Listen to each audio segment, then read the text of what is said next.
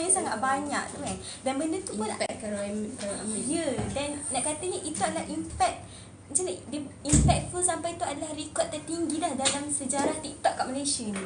Dia bukan biasa-biasa lah kiranya kan. Lepas tu bila kita cakap pasal daging dia ni kan, tu bukanlah the first product yang dia launch pun. Sebelum ni dia ada launch lagi satu produk. Akak tahu tak produk dia apa? Sambal nyet. Yes, yang itu pun viral juga kan. Tapi nak katanya after sebelum dia keluarkan daging ni, dia dah prepare setahun untuk launch produk daging ni. So kiranya baru-baru ni dia dah berjaya keluarkan lah first batch. Yang nak katanya first batch tu memang tak cukup pun sebab viewers dia ada 34 juta, tapi dia berjaya jual dalam stok dia 83,000 lebih macam tu lah. Yang tak cukup. So akhirnya dia terpaksa. Berapa yang dia jual? Dia berjaya jual dalam 83,000 lebih macam tu. Ya, berapa? 80,000 daging dendeng? Ya. Masya Allah. Dalam masa 3 minit. 3 minit? Kalau kita 80 daging, kita tapi kan saya sempat masuk waktu tu. Dan bila saya tekan beg kuning tu dah habis. Ya kak, akak bayangkan orang yang tunggu pun tak dapat. Kalau akak baru masuk memang tak dapat lagi. Waktu tu macam tengah saya saja tahu waktu tu ada sesi. Lepas tu tiba-tiba terbuka TikTok. Lepas tu tengok macam Carrot Aming tengah live. Lepas tu macam malam ni lah yang di launch tu. Macam okay, bila join tu macam malam ni launch. Bila tekan beg kuning tu dah habis. Memang tak sempat sebab kak. terjoin. Akak bayangkan orang yang dah tertunggu tu memang lagi tak dapat. Akak yang baru join pun tak dapat kan. Betul. Sebab katanya orang yang beli ni, orang yang dapat dan berjaya beli ni, dia orang memang dah prepare betul-betul depan phone. Kita biasa prepare waktu nak tunggu result SPM, result exam kan, nak tunggu SMS masuk kan. Tapi diorang ni tunggu macam bila bag tu dah launch je, diorang terus tekan nak buy. Nak katanya tunggu bukan sekadar tunggu, tapi tunggu untuk tekan at the exact moment tu supaya tak terlepas macam akak. Kiranya ada tips lah nak beli sebenarnya. Ada kak, ada. Dia bukannya setakat join dan berjaya dapat. Tidak. Kan. Lepas tu nak katanya selain orang yang sangat, macam ada orang yang sangat tunggu-tunggu. Bila saya baca komen dia macam sangat menarik lah reaction yang kita dapat tengok kan. Nak katanya ada yang orang cakap memang kena ada tricks pun untuk berjaya beli daging dia tu. Lepas tu ada yang kata saya yang pregnant pun ni nak beli juga sampai mengidam-idam. Lepas tu ada yang macam dia tertidur and dia terjaga pukul 3 pagi tu, dia terus buka live tu, dia terus beli. Ada rezeki dia. Live pukul 3 pagi? Tak tahulah, maksudnya dia join live tu. Tapi dia tengok beg kuning tu ada lagi, dia terus dah beli. Kau tak boleh lepas macam kita kan.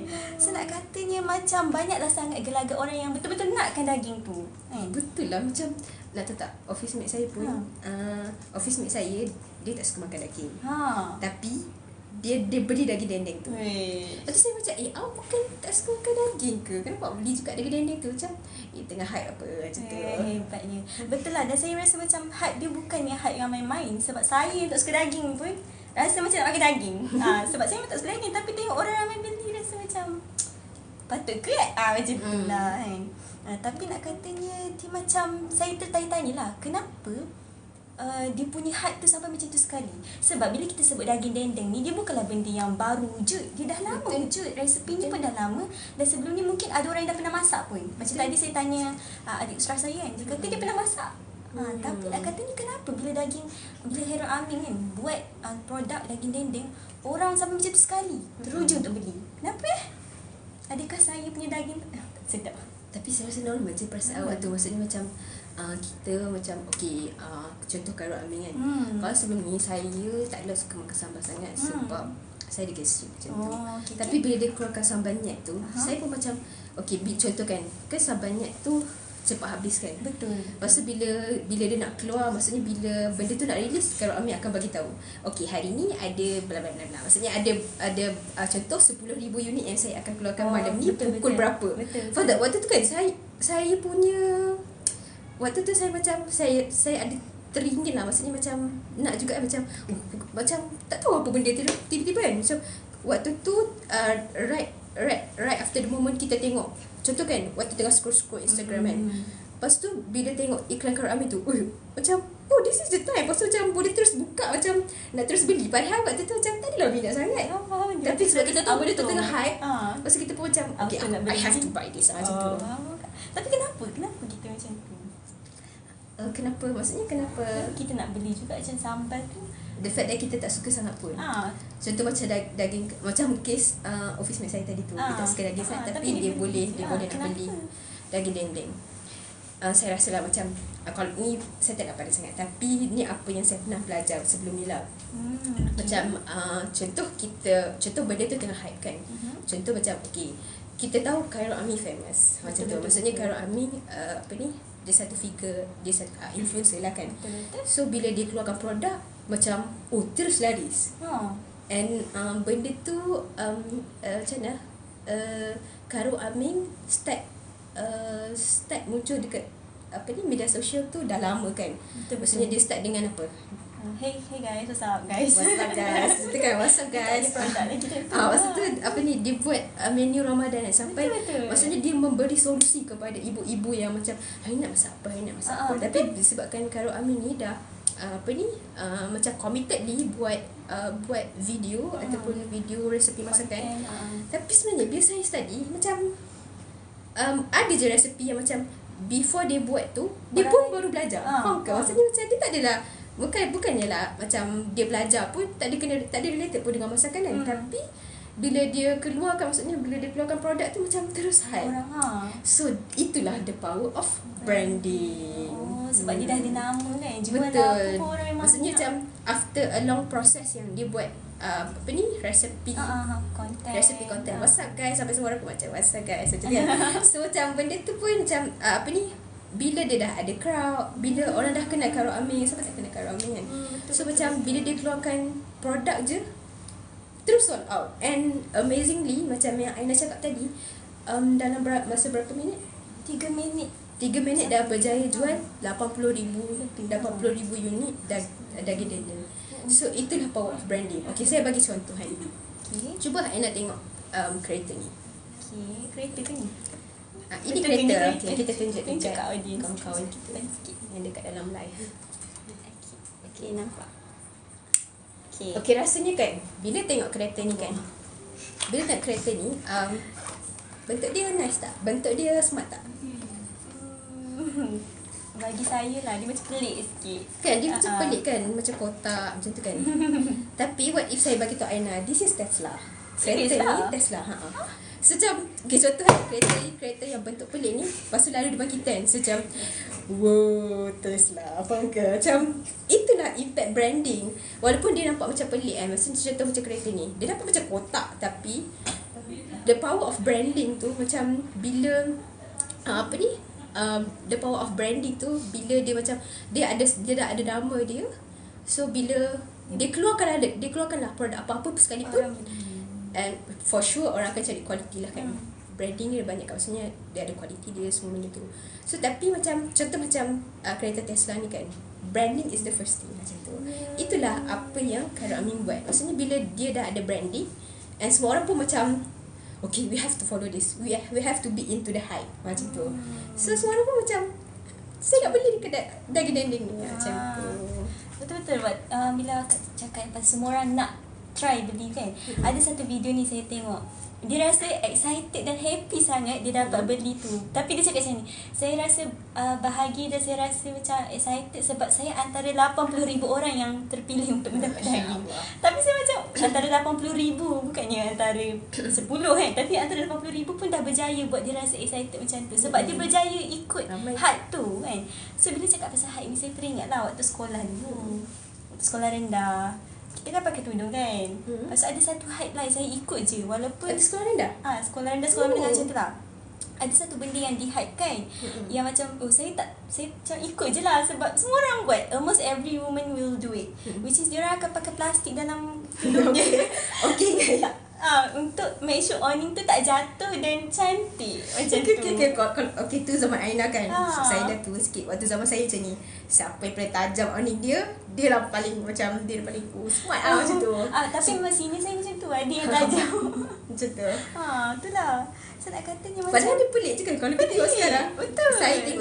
Saya tengok gambar saya zaman dulu, ke saya macam oh tak apalah, tak sanggup nak tengok. Sama kat saya macam ya Allah, kenapa lah macam ni. Tapi sebab benda tu tengah hype waktu tu. Tentu, ya betul. So saya macam pelik lah, kenapa kita macam kenapa sanggup kat potong beli tak. So macam kenapa ada jual kat kedai. Ya, padahal benda tu buat scrapbook tak. Lepas tu kita buat untuk awning tu kan. So kenapa kita ada rasa macam nak ikut juga, walaupun macam kita mungkin tak kena pun, walaupun benda tu pelik. Faham ke? Kenapa kita ikut? Saya masalah ke atau macam mana? Tak adalah, macam saya rasa dia sebenarnya satu perasaan lah kot. Satu perasaan yang macam kalau orang sekarang cakap, orang sekarang dipanggil FOMO. FOMO. Tahu tak FOMO tu apa? FOMO ni fear of missing out. Fear of missing out. Maksudnya macam okay, sekarang ni tengah sekarang ni apa tengah hype. Ataupun sekarang ni apa yang tengah macam in trend. So macam kita takut kita terlepas daripada trend tu, ataupun macam kalau kita tak ikut macam kau ni kuno ataupun macam macam tak boleh join, tak classy lah macam tu kan. Macam tak into the group macam tu. Oh, okay, sekarang kan baru saya perasan lah satu benda. Bila aku cakap pasal FOMO tu, nak katanya setiap fasa dalam kehidupan saya ataupun orang lain mungkin ada benda-benda yang dia FOMO-kan. Contoh macam tadi sekolah mungkin plastik tu kan. Tapi kalau untuk student universiti macam saya dulu FOMO nak fall flat. Nak dapat fall flat, dapat dekan every sem. Lepas tu sekarang dah habis belajar, FOMO-nya nak kerja lah. Dah kerja, FOMO-nya nak apa? Kahwin. Saya kata setiap fasa tu, setiap stage yang kita lalui dalam kehidupan mesti ada FOMO dia, macam tak habis. Dan mungkinlah FOMO untuk media sosial, konten-konten sekarang ni adalah daging trending ni kan. Tapi saya terfikirlah macam okay, kalau macam tu, apa FOMO yang sepatutnya saya kejar as a Muslim tu?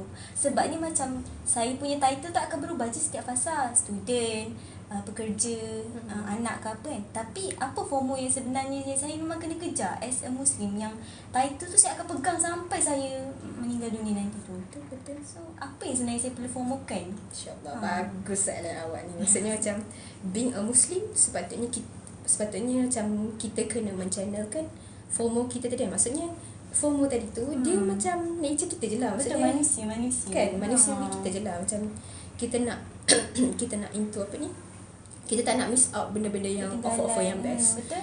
Faham. And benda ni pun normal. Tahu tak dulu, zaman dulu ada satu gang ni yang macam diorang takut sangat nak FOMO bila ada satu benda yang akan launch. FOMO apa tu Kak? Macam And diorang ni preparation diorang, sebab diorang takut FOMO, preparation diorang adalah 6 bulan sebelum benda tu di launch. 6 bulan? Ya. Awal sangat. Kan? Macam awal sangat. 6 bulan before benda ni launch, diorang dah prepare macam-macam. Prepare physical, prepare diorang punya kesihatan diorang, prepare amalan-amalan diorang macam tu. Okay. So apa benda tu Kak? Orang siapa je? Tahu, cuba Kak bagi clue, saya teka. Okay, so macam kan setiap dekat dalam tahun-tahun tahun sebagai seorang Muslim, kita ada banyak event kan. Betul. So macam okay, bila cakap pasal preparation 6 bulan sebelum, rasanya semua orang pun mesti tahu, which is Ramadan. Saya ingat raya tak? Betul lah, sekarang dah keluarkan tudung raya. Baju raya pun dah keluar. Okay, tak apa, kita cut that off. Kita back to Ramadan. Itulah saya macam terfikirlah, kenapa Ramadan? Maksudnya sebabnya macam Ramadan kan kita kena tahan lapar, tahan marah, tahan susah. Tapi kenapa Ramadan ni susah, panas. Panas. Sekarang pun dah start panas kan. Betul Kak, panas. Saya cakap. Tapi kenapa itu yang difomokan? Faham ke? Kenapa itu yang macam kan untuk diorang lah, untuk preparation dia 6 bulan sebelum. 6 bulan. Hebat, masya-Allah. Kenapa? And macam okay kan sekarang ni kita tengah cakap pasal FOMO, para satu geng tadi tu sebenarnya sahabat dan orang-orang yang terdahulu ni, maksudnya orang-orang para ulama, para tabi'in. Diorang takut sangat untuk FOMO bila Ramadan bila Ramadan nak datang, 6 bulan sebelum tu diorang dah prepare. Diorang dah buat preparation. And kenapa preparation dia to date? Maksudnya inilah FOMO yang kenapa sahabat ni tak nak FOMO benda tu?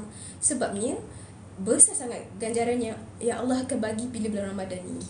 And darjat maksudnya macam darjat untuk orang yang dapat bulan Ramadan ni lagi tinggi daripada para syuhada. Orang yang mati syahid dalam perang tu. Betul. Hebat sangat Kak. Patutlah dia orang FOMO Betul. Okay. Betul lah.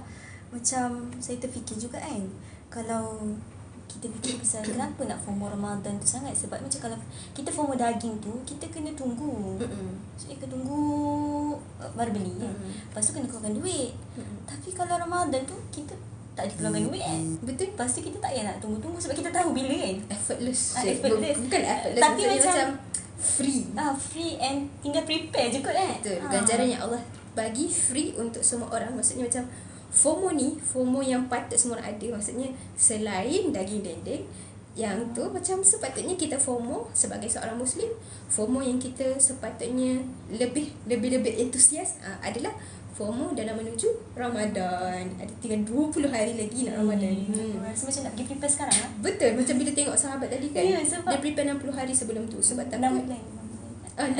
6 bulan sebelum nak Ramadan. Betul. Saya macam terfikirlah. Kan kita fresh macam kan kita macam ada yang fresh yang tak dapat lagi dendeng walaupun dah tunggu. Tapi saya fikir macam kalau Ramadan ni kita tak akan fresh pun sebab dia tak akan out of stock. Melainkan kita sendiri yang tak nak pergi beli offer-offer yang Allah dah kasih kan. Dan saya macam rasa macam menarik je lah. Saya macam bila tahu status orang yang berjaya menjalani bulan Ramadan dengan penuh takwa tu kan. Dia punya darjat lagi tinggi daripada orang yang mati syahid Saya rasa macam hebat lah. Sebab kalau mati syahid kita kena berlawan kan. Tapi ni kita melalui bulan Ramadan pun insya-Allah kita punya darjat pun dah boleh lebih tinggi kan daripada orang yang mati syahid tu. Tak sabarnya nak Ramadan. Tak sabar. Okay, so nak katanya macam bila kita rasa FOMO, kita memang automatically akan do something untuk make sure kita tak FOMO kan. So kita ada buat beberapa aktiviti untuk make sure kita tak FOMO. Apa dia? Kan nak Besar. okay. So antara aktiviti yang kita akan buat untuk make sure kita tak FOMO bulan Ramadan dan kita dapat offer yang Allah kasih ni, kita akan ada masjid hopping. Pernah tak masjid hopping? Pernah. Nak lagi tak? Mesti lagi. InsyaAllah. Kita ada itikaf kat Ramadan. InsyaAllah. Kita ada itikaf kat masjid, kita ada tilawah sama-sama, tadarus sama-sama, kita ada Quran Buddies dan iftar bersama. So nak katanya itu semua adalah macam mana? Antara benda-benda yang kita nak buat supaya kita tak FOMO Ramadan, supaya kita tak left out lah dengan offer yang Allah dah kasih tu. So it's time to untuk kita ni tak jadi orang yang FOMO Ramadan. InsyaAllah. So kita memang kena prepare sekarang lah. Macam tu lah. Sebab orang dulu dah prepare lagi awal. Kita ada masa lagi 20 hari. So insyaAllah kita take this chance lah untuk prepare. 20 hari lagi nak Ramadan. 20 hari lagi. Okay. So insyaAllah tu je untuk daging dendeng. Don't miss out. Okay. Betul. So don't miss out. Lepas dengar live ni, don't miss out this Ramadan. InsyaAllah. Dan jumpa next week. Agaknya berapa orang yang akan berada di sini. Okay, Assalamualaikum.